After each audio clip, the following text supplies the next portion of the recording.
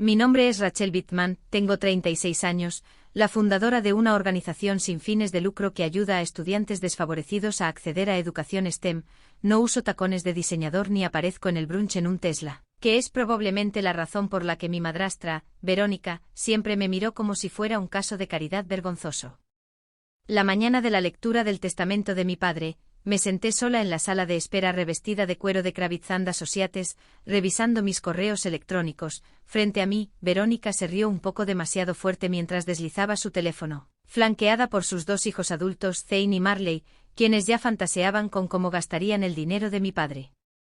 Esa casa del lago en Tahoe es mía, arrulló Marley, enroscando un mechón de su cabello platino. Lo primero que voy a comprar es esa Harley, intervino Zane. Ya elegí las placas personalizadas, oro de dólar apilado. Verónica solo sonrió, labios carmesí y confianza cuidada al detalle. Primero pasemos por la formalidad, luego hablaremos de inversiones. No me miró ni una sola vez, pero no tenía que hacerlo. Las últimas palabras que me dijo hace 6 meses fueron: si tu padre realmente te quisiera en su vida, habría actuado como tal. Lo que ella no sabía es que sí lo hizo, solo que no de la manera que ella esperaba. La recepcionista apareció con simpatía ensayada. Señorita Bittman, el señor Kravis está listo para usted. Me levanté, me alisé mi sencillo vestido negro y lo seguí a la sala de conferencias. Verónica entró paseando como si fuera la dueña del lugar. Sus hijos parecían listos para descorchar champán. Yo simplemente me senté en silencio, observando, esperando, porque no estaba aquí para pelear por nada, estaba aquí para verlos perderlo todo, justo como mi padre y yo habíamos planeado. La sala de conferencias olía a pulimento de madera y a privilegio heredado. A la cabecera de la mesa se sentaba el señor Elliot Kravis, el abogado de la familia con el que mi padre había trabajado durante más de 3 décadas. Me dio un sutil asentimiento. Una de las únicas personas en esa sala que realmente sabía lo que estaba a punto de suceder. Verónica tomó la silla frente a él como una reina instalándose en su trono, cruzó las piernas, colocó su bolso de diseñador sobre la mesa y esbozó una sonrisa que no llegaba del todo a sus ojos. Mantengamos esto rápido, dijo abriendo su aplicación de calendario. Tengo una reunión con el asesor fiduciario a las 4. Zane se desparramó en una silla de cuero a su lado, sus pies ya tamborileando con impaciencia. Marley deslizaba anuncios inmobiliarios en su teléfono, haciendo una pausa para suspirar dramáticamente ante casas de 6 habitaciones en Palo Alto. ¿Comenzamos, señor Kravis?, preguntó juntando sus manos ordenadamente sobre la carpeta marcada como última voluntad y testamento de Douglas Bittman. Sí, por favor, respondió Verónica. Douglas y yo revisamos a fondo los documentos después de nuestra boda. Creo que encontrarán que todo está bastante claro. Su voz rezumaba confianza, arrogancia. En realidad, yo no dije nada. El señor Kravis se aclaró la garganta. Primero, mis condolencias por el fallecimiento del señor Bittman. No solo fue un cliente de mucho tiempo, sino un querido amigo. Sus últimos deseos, como siempre, fueron expresados con gran cuidado. Sí, interrumpió Verónica, agitando una mano cuidada al detalle. Todos lo echamos terriblemente de menos. Ahora, hablemos del patrimonio. Se inclinó hacia adelante, los codos sobre la mesa, ya visualizando cualquier número que esperaba escuchar. Probablemente mucho más de lo que valía. El señor Kravis abrió lentamente la carpeta y escaneó la primera página. Este testamento tiene fecha de hace 6 años. Verónica asintió con presunción. Poco después de nuestra boda, Douglas quiso que todo se alineara para reflejar nuestra nueva estructura familiar. Naturalmente, Marley me lanzó una mirada de reojo, una sonrisa burlona curvándose en la esquina de su boca. Lo siento, Rachel, murmuró. Supongo que papá no dejó espacio para organizaciones sin fines de lucro en la cartera. Zane se rió entre dientes, lanzándose una uva de la bandeja de frutas a la boca. Deberías haber elegido un trabajo de verdad. El señor Kravis no se inmutó. Bien, entonces, según este documento, el patrimonio se dividirá entre la señora Verónica Bittman y sus hijos, Zane y Marley, con una pequeña donación caritativa destinada a iniciativas educativas. Hizo una pausa. Verónica no pudo contenerse. ¿Y Rachel? Él levantó la vista, tranquilo como un lago en invierno, a Rachel Bittman. Nada. Verónica casi radió. Eso es correcto. Douglas finalmente entró en razón. Después de años de falta de respeto y distancia, entendió quién realmente se preocupaba por él. Mi mandíbula no se tensó, mis ojos no se inmutaron, simplemente crucé las manos, porque esto era exactamente lo que queríamos que dijera en voz alta. Hubo un instante de silencio en la sala, uno de esos momentos prolongados en los que la arrogancia pesa tanto que casi puedes oírla respirar. Luego el señor Kravis se rió, no una risa educada, no el tipo de carraspeo que usan los profesionales para restablecer la tensión, no, fue una risa completa, con los hombros temblando, que resonó en las paredes paneladas como un trueno en una catedral. La sonrisa de Verónica vaciló. Disculpe, espetó, ¿hay algo divertido? Me disculpo, dijo el señor Kravitz, secándose las comisuras de los ojos con un pañuelo. Eso fue poco profesional. Es solo que Verónica sabe lo que es un fideicomiso revocable en vida. Sus ojos se entrecerraron. Por supuesto que sí. Es un instrumento financiero, una herramienta patrimonial flexible. Muy bien, asintió, aún reprimiendo una sonrisa. ¿Y sabe cuándo el señor Bittman estableció uno? No lo hizo, dijo Verónica rápidamente. Actualizamos todo después de la boda. Este testamento refleja sus últimos deseos. El señor Kravitz sacó una segunda carpeta, mucho más gruesa. Este es el fideicomiso Legacy de Bittman, establecido hace 12 años con modificaciones a lo largo del tiempo. La última se ejecutó hace 14 meses. Marley parpadeó. Espera, que Zane se enderezó. Un momento, ¿qué quiere decir con fideicomiso? La voz del señor Kravitz se volvió clara y nítida. Quiero decir que la mayor parte de los activos del señor Bittman, sus casas, cuentas de inversión, vehículos y fondos líquidos fueron transferidos silenciosamente a este fideicomiso mucho antes de que falleciera. La expresión de Verónica se quebró. No, eso no es posible. Revisamos todas las cuentas juntos. En efecto, así lo hicieron, respondió el señor Kravitz, pero esas eran sus cuentas secundarias. Las principales han pertenecido al fideicomiso desde el día en que Rachel cumplió 35 años. Levanté la vista. Eso fue hace 14 meses. Sí, sonrió el señor Kravitz. Justo antes del viaje a Tahoe, creo, cuando el señor Bittman pasó el fin de semana en mi oficina finalizando los detalles mientras usted estaba en el Napa Spa Resort. La voz de Zane fue de repente aguda. Así que espera, ¿qué hay en el fideicomiso? Todo, dijo Kravitz simplemente, las casas, los coches, las acciones, la cuenta offshore, la colección de arte familiar, todo legalmente asignado a Rachel Bittman desde el año pasado. La cara de Marley se quedó sin color. Pero hemos estado viviendo en esas casas, conduciendo esos coches, correcto, dijo, durante los últimos 14 meses, han estado viviendo en propiedades y utilizando activos que no les pertenecen legalmente. Rachel ha sido muy generosa. Finalmente hablé. Papá me pidió que esperara, que observara, que viera si quizás cambiarían. Quiso darles el beneficio de la duda. Verónica se puso de pie, su voz temblando de furia. Esto es un fraude. No, dijo el señor Kravitz, deslizando un libro de contabilidad notariado sobre la mesa. Esto es planificación patrimonial. Y luego sonrió de nuevo, más ampliamente esta vez, porque apenas habíamos empezado. Verónica se sentó lentamente, sus manos agarrando el borde de la mesa como si el mundo se hubiera inclinado bajo ella. Marley fue la primera en romperse. Esto no puede ser real, murmuró. Organizamos eventos en esa casa, redecoré el solarium. El señor Kravitz asintió diplomáticamente. Sí, en propiedad legalmente, propiedad del fideicomiso Legacy de Bittman, fondos retirados de cuentas vinculadas al fideicomiso, que a partir de la modificación final, nombró a Rachel Bittman como la única beneficiaria. Zane se levantó paseándose. Eso es imposible. He usado la AMX de papá, he pagado facturas, hemos volado en primera clase, reservado con sus puntos. Lo miré de verdad, y por primera vez, no sentí ira, sentí lástima. Esos no eran sus puntos, eran míos. Él fideicomiso me asignó todas las recompensas cuando se transfirió. ¿Pero por qué no nos lo dijo?, preguntó Marley, su voz quebrándose. ¿Por qué nos dejó vivir como si todo fuera normal? Porque esperaba, dije suavemente, que algo pudiera cambiar. El señor Kravitz intervino, hojeando una carpeta. El señor Bittman no tomó estas decisiones a la ligera. Hace 2 años, después de que un error de medicación casi lo enviara a urgencias, contrató a un investigador privado. Lo que ese investigador descubrió fue extenso, expuso fotografías, fechas, extractos de tarjetas de crédito, notas. Zane, dijo señalando un documento. Sacó 3 tarjetas de crédito a nombre de Douglas, acumulando más de $60,000 en deuda. Zane palideció. Marley, continuó, compró más de $80,000 en joyas en un periodo de 4 meses. La mayoría de los artículos se vendieron de segunda mano en línea. Marley jadeó. Y Verónica, dijo, su tono finalmente enfriándose, repetidamente bloqueó llamadas telefónicas y visitas de amigos del señor Bittman y de su propio hermano, sin mencionar los cambios no autorizados en sus medicamentos. Y la discreta mudanza de su madre a la casa de invitados sin informarle. No puedes probar nada de eso. Siseó Verónica. Tienes razón, dije con calma, no tengo que hacerlo, papá ya lo hizo. Ella se congeló. El señor Kravitz buscó otro archivo. Declaraciones firmadas, registros de vigilancia, una anotación de diario notariada del propio señor Bittman. Marley parecía que se iba a desmayar. Zane retrocedió hacia la puerta, la mandíbula tensa. Verónica solo me miró, su voz apenas audible.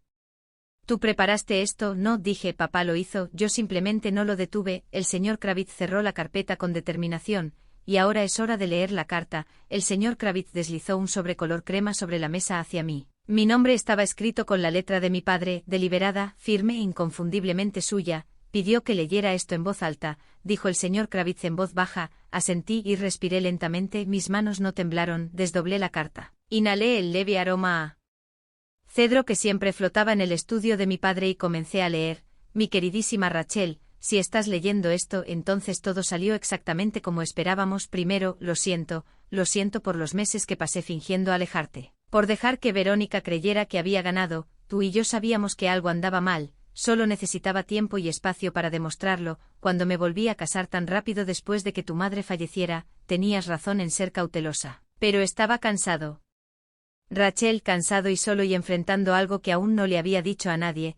Me habían diagnosticado linfoma en estadio 3, pensé que quizás, solo quizás, Verónica sería un consuelo en mis últimos años. Me equivoqué, me aisló, manipuló mis medicamentos. La vi envenenar mis amistades, mis lazos familiares, incluso mi propia lucidez. Pero tú nunca te rendiste, llamabas, visitabas, te sentabas conmigo en silencio cuando mi cabeza no estaba clara, nunca pediste dinero, solo querías que volviera a ser tu papá. Así que luché de la única manera que pude, con tiempo, con papeleo y con un plan. ¿Recuerdas ese largo fin de semana en Tahoe? Mientras Verónica estaba en ese retiro de spa, tú y yo pasamos 2 días firmando documentos en la oficina del señor Kravitz. Pensaste que era solo gestión patrimonial, pero era más que eso, era el comienzo de este fideicomiso, el verdadero legado. El tuyo. Gracias por fingir estar distante, gracias por dejarles creer que te habían superado con astucia. Sé que no fue fácil verlos apoderarse de la casa, los coches, la vida que construí, pero permitió que la verdad saliera a la superficie por sí sola, sin confrontación, sin caos. Esa siempre fue tu fortaleza, paciencia. Verónica, Zane, Marley, si están escuchando esto también, entonces ya saben que los vi, a todos, los gastos, las mentiras, la manipulación. Los informes del investigador ya han sido archivados en la fiscalía, que me aseguró que los revisarían una vez que falleciera. Imagino que les quedan unos 30 días para empacar y reflexionar. Rachel, te dejo todo no porque lo hayas pedido, sino porque te lo ganaste con gracia, con silencio, con lealtad. Fuiste la única que nunca quiso una parte de mí, solo mi presencia. Oh, y una última cosa, el anillo de compromiso de tu madre está en el segundo cajón de mi viejo escritorio.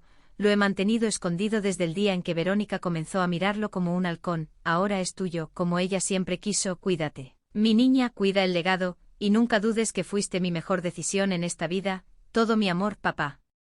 Para cuando levanté la vista, Verónica estaba rígida en su silla, su cara sin color. Zane se había quedado en silencio, su teléfono apretado en la mano. El rímel de Marley corría en rayas por sus mejillas. Ya no había más sonrisas burlonas, ni más sueños de casas en el lago o fantasías de muebles de diseñador, solo el sonido de la verdad posándose como polvo en una habitación llena de mentirosos. El señor Kravitz esperó un instante, dejando que el silencio se asentara como un telón cayendo sobre una actuación fallida. Luego, con su voz tranquila y serena, añadió: hay un asunto final. Abrió una elegante carpeta negra y sacó 3 documentos nítidos, deslizando uno a cada uno de ellos. Verónica, Zane y Marley.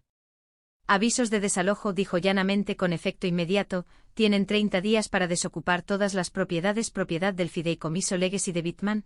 La silla de Verónica raspó violentamente contra el suelo al ponerse de pie. No puede desalojarme, fui su esposa. No me levanté, simplemente la miré a los ojos. Eres una inquilina, una invitada, una que ha agotado su bienvenida. Increíble, murmuró Marley, parpadeando a través de las manchas de maquillaje arruinado. Nos dejó sin nada. No, corregí, les dejó con lo que merecían. A mí simplemente me dio lo que me gané. Zane golpeó la mesa con el puño. Esto es una trampa, demandaremos. El tono del señor Kravitz nunca vaciló. Son libres de intentarlo, pero tengan en cuenta que impugnar el testamento o el fideicomiso activa la cláusula secundaria, que autoriza la divulgación completa del informe del investigador. Fotos, audio, documentación a la fiscalía y a los medios de comunicación. Eso lo cayó. Luego el señor Kravitz sacó un último sobre. Y esto fue archivado esta mañana en nombre de la señorita Bitman. Se lo entregó a Verónica. Una orden de alejamiento. A partir de este momento, se le prohíbe legalmente iniciar cualquier comunicación con Rachel Bitman, incluso a través de terceros. La boca de Verónica se abrió y se cerró. Tú planeaste esto, susurró su voz apenas audible, tú y Douglas hicieron esto para humillarnos. Finalmente me puse de pie. No, dije, él hizo esto para protegerme y para darles una última oportunidad de hacer lo correcto. Los miré una última vez. 3 personas que habían construido su futuro sobre una mentira y ahora no podían entender por qué los cimientos se habían derrumbado. Disfruten de sus 30 días, dije en voz baja, recogiendo mis cosas. Mientras me giraba hacia la puerta, la voz de Verónica se quebró de nuevo. Rachel, espera. Me detuve pero no miré hacia atrás. Fui su esposa. ¿Eso no cuenta para algo? Giré la cabeza lo suficiente para responder. Cuenta exactamente para lo que pusiste en el matrimonio: mentiras, manipulación y codicia. Papá descubrió tu valor. Verónica, sonreí, no cruelmente, solo con claridad. $1, y sinceramente, pensé que estaba siendo generoso. Afuera, el viento se había levantado, cortante para una tarde de California, nítido de esa manera que se siente como el otoño mordiendo la seda. Me quedé en los escalones del juzgado por un momento, respirándolo. La carpeta en mis manos no pesaba, pero el peso de todo lo que representaba oprimía mi pecho. No el dinero, no las casas o el arte o las cuentas offshore, la verdad de que no lo había imaginado, de que mi padre nunca había dejado de amarme, de que todo lo que había soportado en silencio, las miradas despectivas, las fotos familiares a las que no fui invitada, los rumores que Verónica esparció sobre mí abandonándolo, todo había valido la pena. Me subí a mi coche, oficialmente y legalmente mío. Ya no bajo el nombre del fideicomiso, sino bajo el mío propio, y conduje. El cementerio estaba tranquilo cuando llegué, solo un susurro de viento y el zumbido bajo de los insectos. La lápida de mi padre estaba recién limpiada, gracias a mí, y rodeada de rosas de coral naranjas del jardín que yo había mantenido vivo para él detrás del bungalow que compró secretamente a mi nombre. Me arrodillé, trazando el grabado con 2 dedos. Lo hicimos, papá, susurré, justo como planeaste. Por un momento pensé que podía oírlo reír, esa risa baja y cálida que echaba de menos más de lo que jamás dejé saber a nadie, la misma que hizo cuando nos sentamos juntos hace 14 meses en la oficina de Kravitz, firmando páginas y páginas de documentos del fideicomiso mientras Verónica bebía vino en un resort, pensando que había ganado. Ella cree que es astuta, me había dicho entonces, sus ojos brillando con esa rara luz traviesa, pero ser astuto y ser inteligente no es lo mismo. Tú, mi niña, tú eres inteligente. Cerré los ojos inhalando las rosas, la tierra, el cierre y luego me levanté, me quité el polvo de las rodillas y volví a mi coche. No iba a volver a la propiedad que empacaran ellos, yo iba a casa, la que él me dio.